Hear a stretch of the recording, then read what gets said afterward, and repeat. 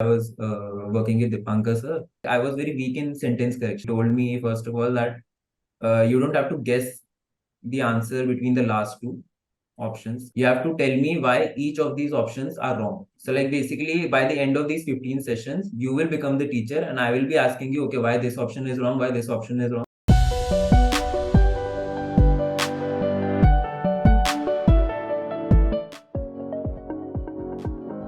Maybe you could, give me a little background about yourself, of what you do and what's been your journey so far. I'm Harsh Pant and I was born in Dehradun, but I was brought up in Delhi. So my whole schooling and everything I've done in Delhi.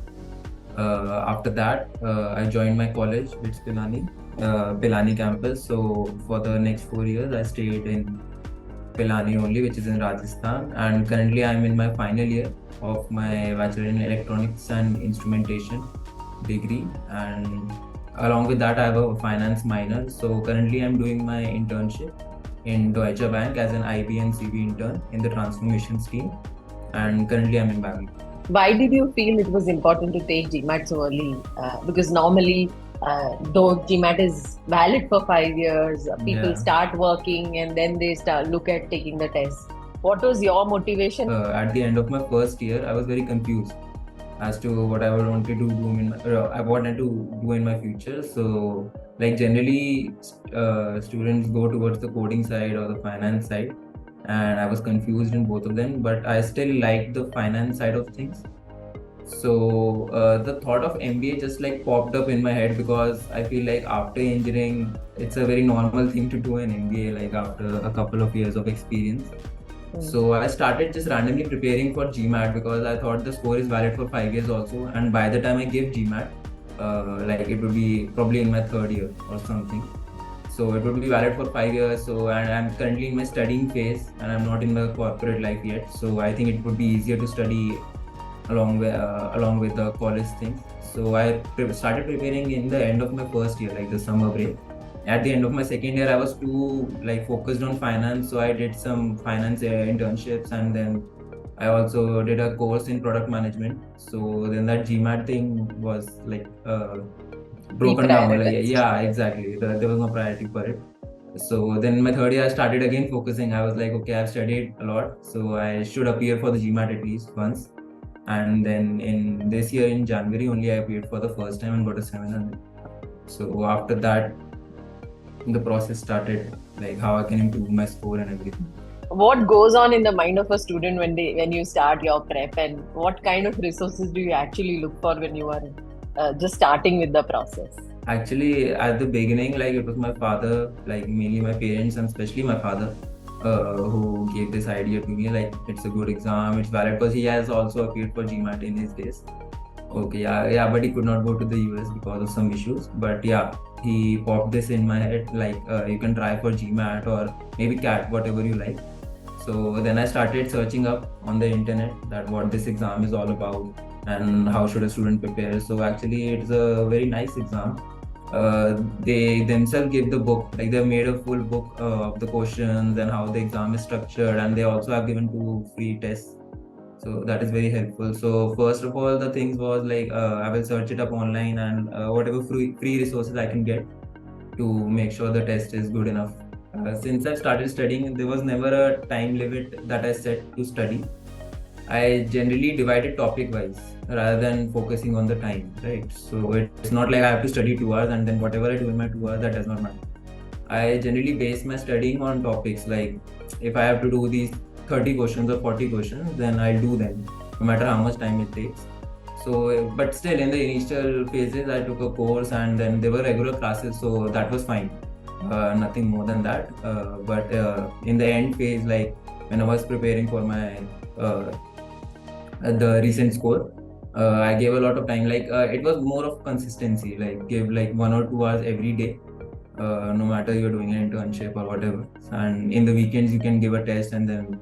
At what point did you feel that you need some personal help and you wanted some professional help to focus on how to improve? After I got a 700, first of all, I was surprised because whenever the questions get harder, you feel like the test is not going well, but it is actually going well.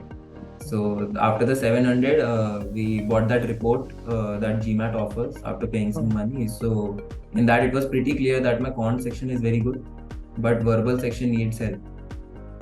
So after analyzing, my dad also said that yeah, verbal is the only problem that is like keeping you back from that high score which you can achieve. So then that Crackverbal thing popped up in our heads, and yeah, we saw some ads also, and then we saw Arun sir's videos, and then we were like, yeah, we need help with verbal, and one-on-one sessions would be good for that. What changed in your method or your thought process uh, before and after for a 40-point jump to happen? Yes, Right? yes. What was that main change that really happened? Initial 700 score. When I was preparing for that, I was looking at English or verbal section as like there are these rules which work 90% of the time or 95% of the time, and there are some exceptions which I can leave. Like okay, exceptions would be very less questions, so I have to work on these rules. So I was basically cramming them up, which I hate to do, but I was like, okay, these are the rules. This verb comes with this subject and whatever.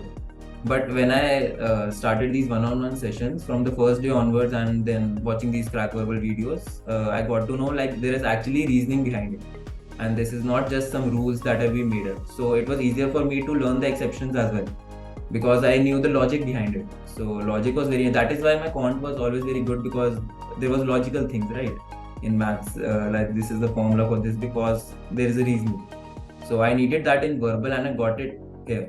So that was the reason for my 40-point jump. We always feel that we have to do like a brute force approach where we have to solve like 10,000 questions and then only we feel that okay, we are ready for the test.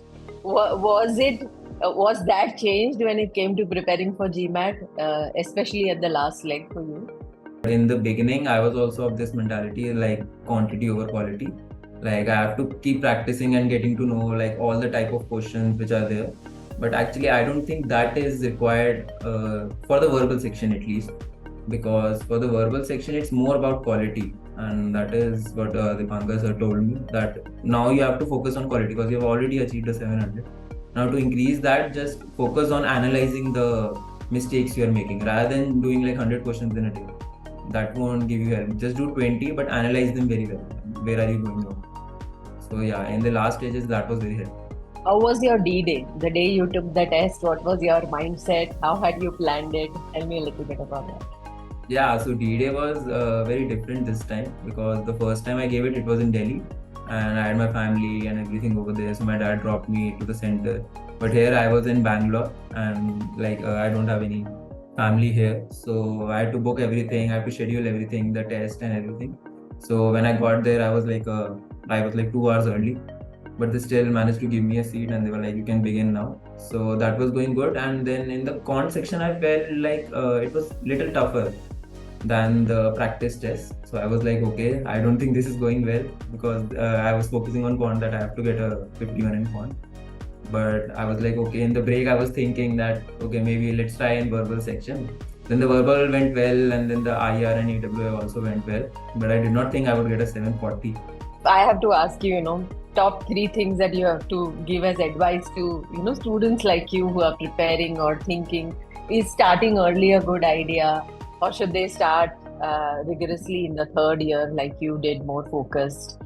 What is your view on how students like you should really look at preparing for a test like this, and what should be their motivation to prepare for a test like this? Okay, so first of all, I think you should figure out if you actually want to go into the US universities or not. So then you should figure out between GMAT and CAT. And once you have decided for GMAT, then I always feel like giving these type of exams are easier when you're in the student phase of your life rather than in the corporate phase. So that is why starting early could be a good idea, I feel like, especially for GMAT because it's valid for 5 years. CAT and everything is different because you can do it after experience only. So for GMAT, I think starting early would be very good. Then second of all, consistency is very important. I feel like in every exam, you have to stay consistent till the D-Day and not lose hope. And then third thing would be like quality over quantity. Like as I said, like analyzing the questions are very important because the book is very nice that which they have given. So it tells you the reasoning also. Yeah, and taking up a course would obviously help them. Anything specific about the mentor that you worked with? What was your rapport with the mentor, and what were the specific things that you felt really changed even your thought process? See, sometimes it's not just strategies, right? It's also the thought process, right? Like you mentioned, the logic aspect of it.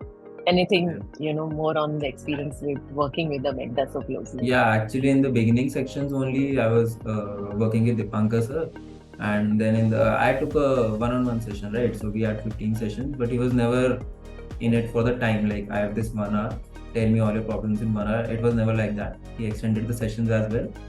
And in the first few classes only, he told me like I was very weak in sentence correction, and I feel like many Indian students are weak in like sentence correction things because it requires proper grammar, and especially the US type of grammar. Yeah, which the GMAT likes. So he told me first of all that you don't have to guess the answer between the last two options, because generally people are stuck in between the last two options. You have to tell me why each of these options are wrong. So like basically by the end of these 15 sessions, you will become the teacher and I will be asking you, okay, why this option is wrong, why this option is wrong. So that is like, that helped me a lot. Because when I was doing on my own also, like I was doing the questions in the book or like the site. So I was figuring out in my mind, like why is this option wrong? Okay, this is completely wrong, this is completely wrong. And then between the last two options, which one to choose, then also he had some reasoning. So that was a very beneficial thing. Like you have to become the teacher for sentence correction. Thank you so much, Harsh. And it's so inspiring to see young people like you with so much clarity and motivation. Wish you all the best.